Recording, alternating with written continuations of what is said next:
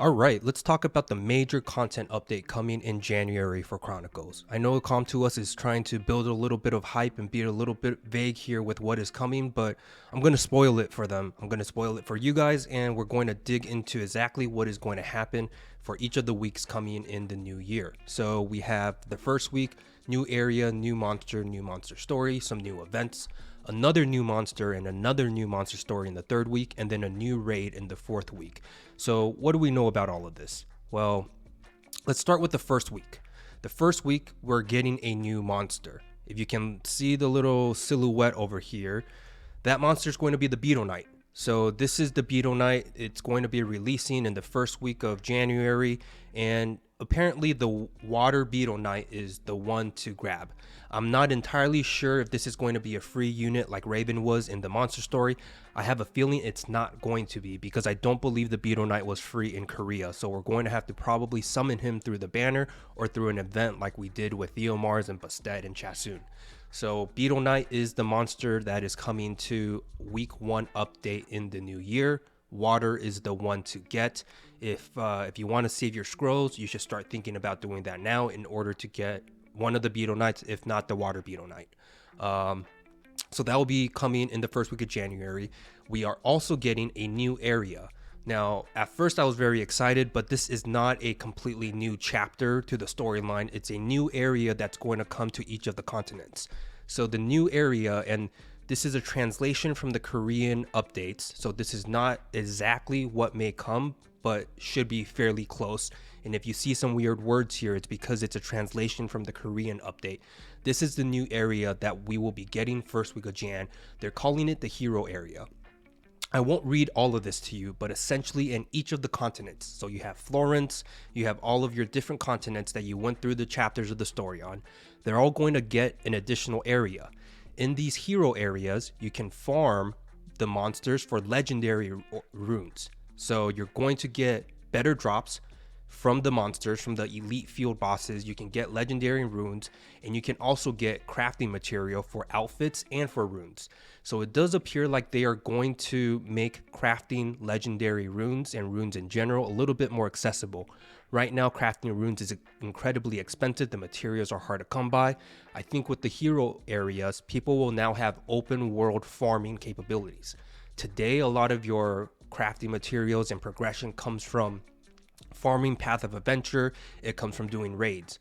It appears now with the hero areas, you will have more of an ability to farm the open world monsters for drops that are actually going to help your progression.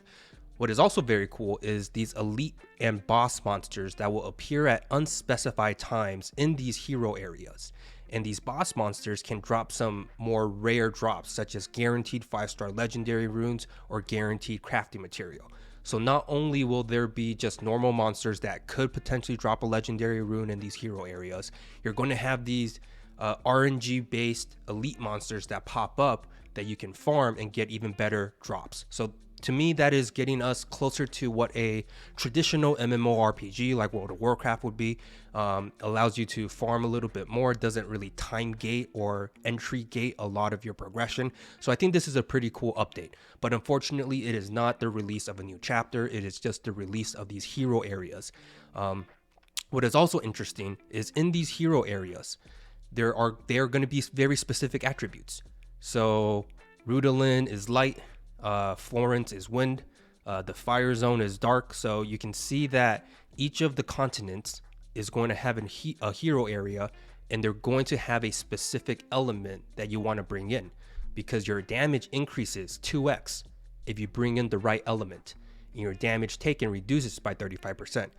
I have a feeling that these hero areas are not going to be very easy, at least in the beginning, and that you may want to have to party up with your guild or party up with other people in world chat in order to take down the units that are being farmed in these hero areas. And that's why they are making the buffs so significant. So that's pretty cool.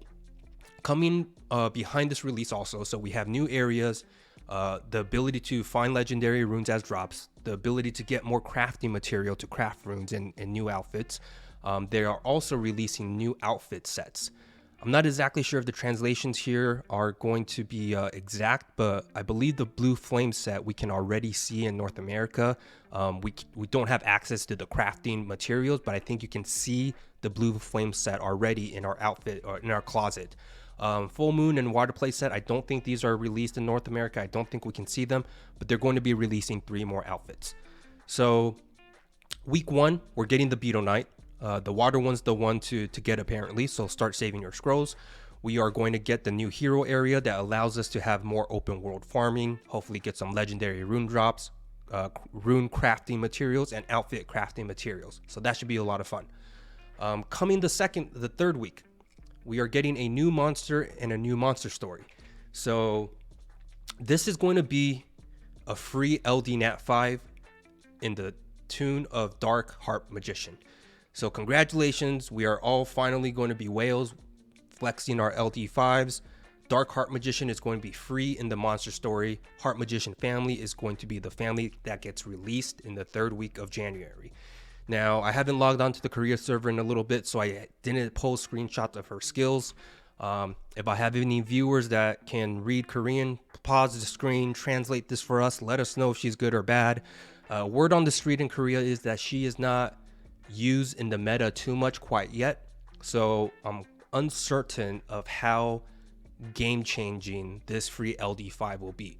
Now, it'll be very nice that everybody has an LD5. This could potentially be like the Veramos of Summoners War Arena. So we'll see what comes, but congrats. Everybody now has an LD5. It'll be my first LD5. So I'm honestly kind of excited to get this guy. So this is coming the 3rd week of Jan. And we get some other events the 3rd week of Jan as well. But the main update 3rd week is that free LD5 in the form of Dark Heart Magician. 4th week, we have a new raid and a new monster. I think most of you who have played Summoners War Arena can tell based on this silhouette. This is like Ethna. This is the Hell Lady. So the Hell Lady family will be released the 4th week of January. I've seen her skills and they're pretty impressive kits, at least at first glance, without testing it out. I will start publishing more updates with information coming from Korea so we know what to expect here in North America. But the Hell Lady skills look pretty impressive to me.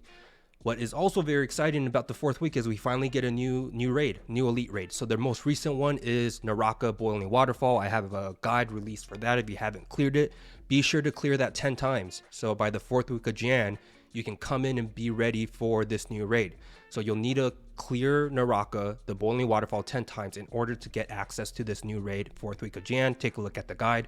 I will be releasing a guide for this new raid before it releases so that we can all go into this raid for the first time knowing what to do and, compete for that coveted server first clear. So look out for that guide to come out.